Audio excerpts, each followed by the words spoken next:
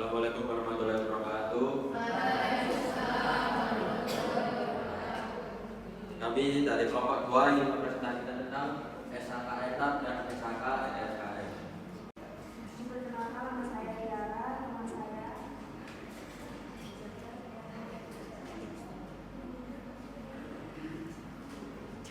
Hari 23 Profesional Menghadirnya ke OTV aja.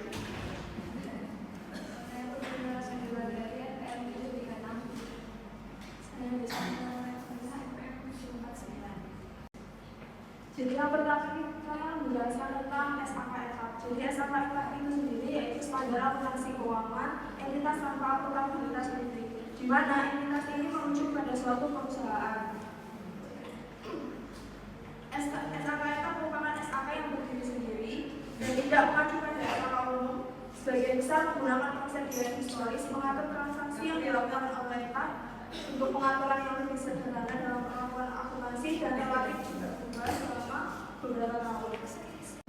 Terus yang pertama, SHK etap itu pelaporan dari UMKM yang sudah mampu menyajikan laporan keuangannya secara komprehensif. Diadopsi dari MPS for Small Medium Enterprises, diterapkan mulai 1 Januari 2011. Tapi di tahun ini mulai 1 Januari 2025, SHK etap diperbarui menjadi SHKET atau entitas privat. Perbedaan SHK etap dan SRS for SME yaitu yang pertama, penyederhanaan dalam hal pengumpulan, pengakuan, penilaian, penyajian, dan pengungkapan. Tidak ada laporan laba rugi komprehensif, professional judgment tidak sebanyak dalam IFRS for SME, penilaian aset tetap menggunakan nilai perolehan, tidak ada pengakuan nilai wajar atau evaluasi, dan kewajiban aset pajak tambahan. Beban pajak diatur sesuai ketentuan undang-undang perpajakan dan standar keuangan yang berdiri sendiri. Selanjutnya yakni ada ruang lingkup SHK etap. Untuk SHK yang tidak mempunyai akuntabilitas publik, yang pertama, tidak memiliki akuntabilitas publik signifikan, menerbitkan laporan keuangan umum untuk penggunaan eksternal, contoh kreditur, investor, maupun lembaga pemerintah kredit.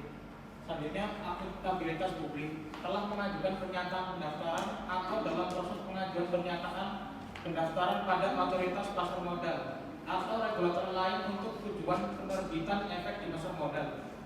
Selanjutnya, menguasai aset dalam kapasitas sebagai fidusia untuk sekelompok besar masyarakat seperti bank, entitas asuransi, pialang, dan atau pedagang efek, maupun dana pensiun, reksadana, dan bank investasi. Dalam SHK etap ada 5 jenis laporan keuangan. Yang pertama, neraca atau laporan posisi keuangan. Dalam laporan ini menunjukkan kondisi keuangan perusahaan pada suatu tanggal tertentu, termasuk aset, liabilitas, dan ekuitas. Dalam laporan ini menunjukkan apakah perusahaan memiliki kondisi keuangan yang sehat atau tidak. Yang kedua, laporan laba rugi. Laporan laba rugi mencerminkan kinerja perusahaan selama satu periode dengan mencatat pendapatan dan kerugian usaha. Kita bisa mengetahui apakah perusahaan mengalami keuntungan atau kerugian. Yang ketiga, laporan perubahan ekuitas. Laporan perubahan ekuitas menjelaskan perubahan ekuitas pemilik usaha dalam satu periode. Misalnya karena adanya laba bersih, setoran modal tambahan, atau pembagian dividen. Yang keempat, laporan arus kas.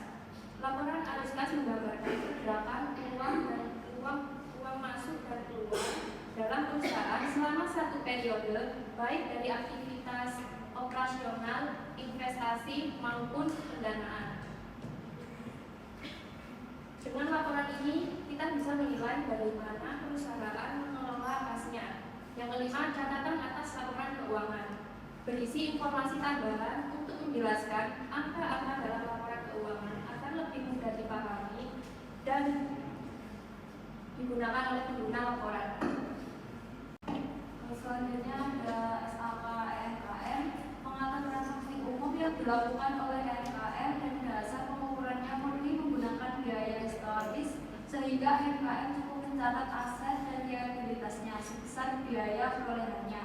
Tanpa akuntabilitas publik, yaitu laporan tidak diwajibkan untuk dipublikasikan kepada publik SAKM EMKM berlaku efektif per Januari 2018. Contoh SAKM ada yang pertama usaha mikro yang memiliki kekayaan bersih paling banyak 50 juta atau memiliki penjualan tahunan paling banyak 300 juta.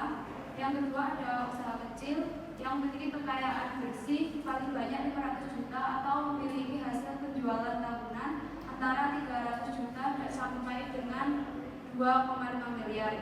Yang ketiga ada usaha menengah memiliki kekayaan bersih antara 500 juta dan 10 miliar atau memiliki hasil penjualan tahunan antara 2,5 miliar sampai dengan 50 miliar. Selanjutnya yaitu fungsi dan tujuan SAK EMKM. Untuk mengembangkan standar akuntansi yang dapat memenuhi kebutuhan UMKM mengenai ketersediaan standar akuntansi yang lebih sederhana. Selain itu, SAK EMKM juga dapat menjadi pedoman akuntansi bagi UMKM dalam melakukan usahanya agar dapat memperoleh akses yang lebih luas untuk pembiayaan dari pihak eksternal dan industri. SAK EMKM dibuat agar mudah dipahami dan diterapkan bagi para pelaku UMKM yang mungkin tidak atau belum memiliki latar belakang akuntansi yang kuat. UMKM dengan menggunakan SAK UMKM dapat meningkatkan transparansi dalam laporan keuangan mereka yang dapat membangun kepercayaan kepentingan seperti kreditor, sehingga dapat mempermudah mereka dalam akses pembiayaan. Selanjutnya ada laporan keuangan dalam UMKM. Dalam SAK UMKM ada 3 laporan yang wajib, yaitu laporan laba rugi, laporan risiko keuangan, dan juga catatan hasil laporan keuangan. Selanjutnya adalah perbedaan SAK ETAP dengan SAK MKM. Yang pertama, ruang lingkup. Yang pertama, SAK MKM diterapkan khusus untuk entitas mikro, kecil, dan menengah yang tidak memiliki akuntabilitas publik yang signifikan. Standar ini dirancang untuk memenuhi kebutuhan laporan keuangan UMKM di Indonesia. Sedangkan SAK ETAP berlaku untuk entitas tanpa akuntabilitas publik yang tidak menerbitkan laporan keuangan untuk kepentingan publik. SAK ETAP lebih umum dan dapat digunakan oleh berbagai jenis entitas yang memenuhi kriteria tersebut. Yang kedua, penyajian laporan keuangan. SAK MKM laporan keuangan minimal terdiri dari laporan posisi keuangan, laporan laba rugi, dan catatan atas laporan keuangan. SAK MKM tidak mengharuskan penyajian laporan arus kas dan laporan perubahan ekuitas sehingga lebih sederhana. Sedangkan SAK ETAP mengharuskan penyajian laporan arus kas dan laporan perubahan ekuitas. Laporan yang disajikan lebih lengkap dibandingkan dengan SAK MKM, mencakup berbagai elemen yang lebih kompleks. Yang terakhir adalah kompleksitas. SAK MKM dirancang untuk menjadi lebih mudah dipahami dan diterapkan oleh pelaku UMKM yang mungkin tidak memiliki latar belakang akuntansi yang kuat. Ini membantu dalam menyusun laporan keuangan secara efektif. Selanjutnya, SAK ETAP meskipun disederhanakan dibandingkan dengan PSAK IFRS, SAK ETAP masih dianggap lebih rumit dibandingkan dengan SAK MKM karena memerlukan pencatatan yang lebih detail dalam laporan keuangan. Sekian dari kami, mungkin dari para audiens ada yang ingin ditanyakan.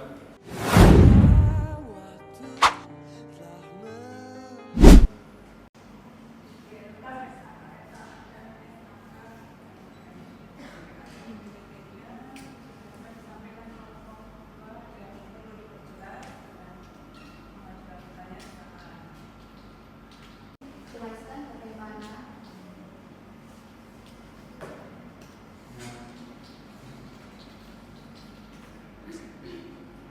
perusahaan itu dapat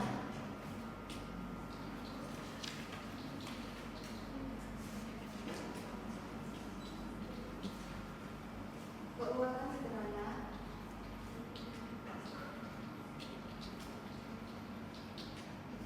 berdasarkan SAK MKM. Menurut kalian, bagaimana perlakuan akuntansi untuk kesediaan ketentuan SAK EMKM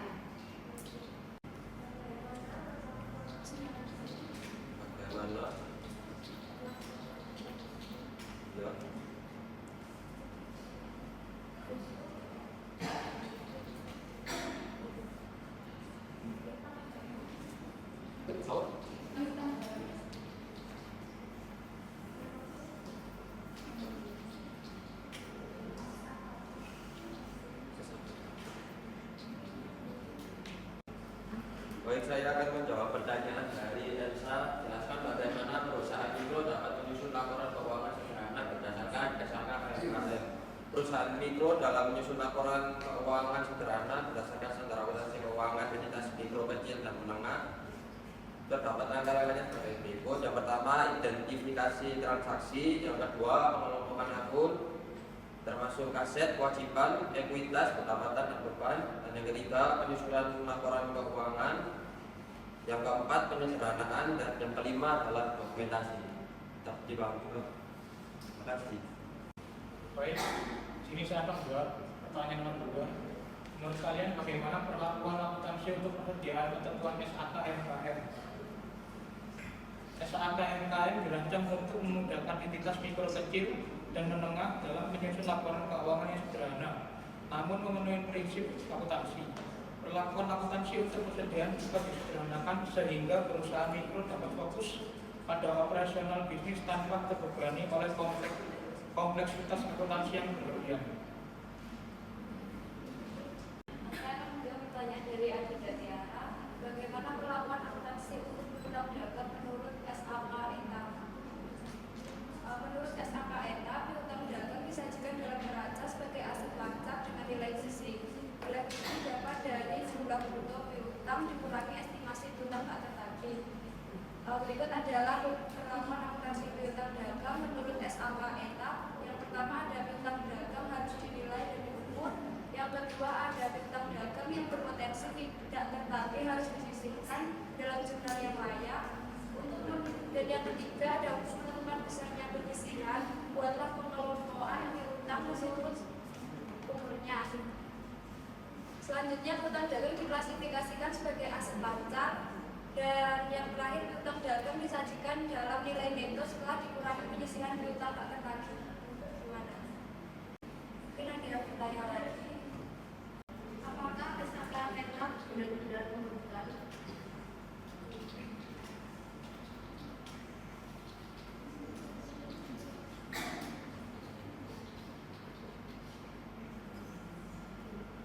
Kemudahan bagi perusahaan kecil.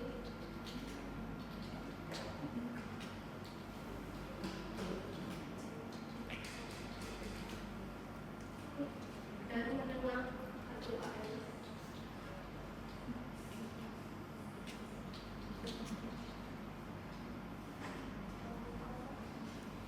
Justru menciptakan atau UKM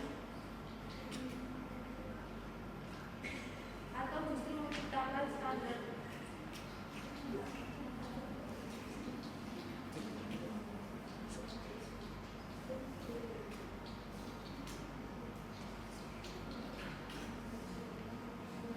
yang kurang transparan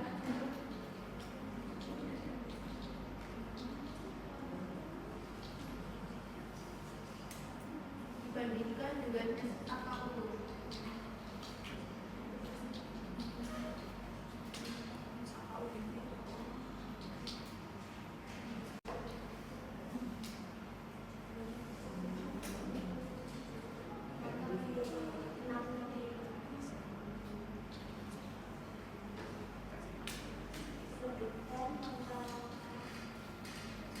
Sebutkan.